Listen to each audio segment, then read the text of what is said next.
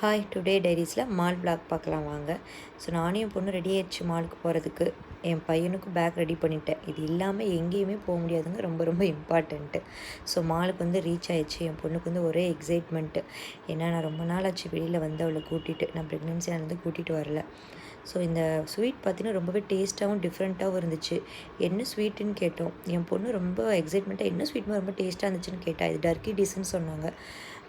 Life ஸ்டைலில் நாங்கள் dress எடுக்கலாம்னு சொல்லிட்டு வந்தோம். என் பொண்ணு ஸ்டார்ட் பண்ண ஆரம்பிச்சிட்டா. அவளுக்கு தேவையானது என்னென்னமோ அதை எடுக்க ஆரம்பிச்சிட்டா. என்ன இல்லை எடுக்கவும் இல்லை, என்னை தேடவும் விடலை. அம்மா இங்கே வாங்க, இந்த பேக் நல்லா இருக்குமா அப்படின்னு சொல்லலாம். ஸோ ஆல்ரெடி நிறைய பேக் வச்சுருக்கா. ஸோ பேக் வேண்டான்னு சொல்லியாச்சு.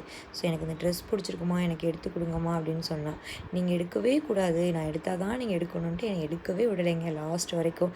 ஆனால் அவன் முகத்தில் இருக்கிற ஹாப்பி இருக்கு இல்லைங்களா, அதை விட சந்தோஷம் நமக்கு வேறு எதுவுமே இல்லைங்க. ஸோ ட்ரெயின் பார்த்தாச்சு. ஸோ இதோட கண்டினியூஸ் நான் நெக்ஸ்ட் விளாக்கில் சொல்கிறேன். பாய்.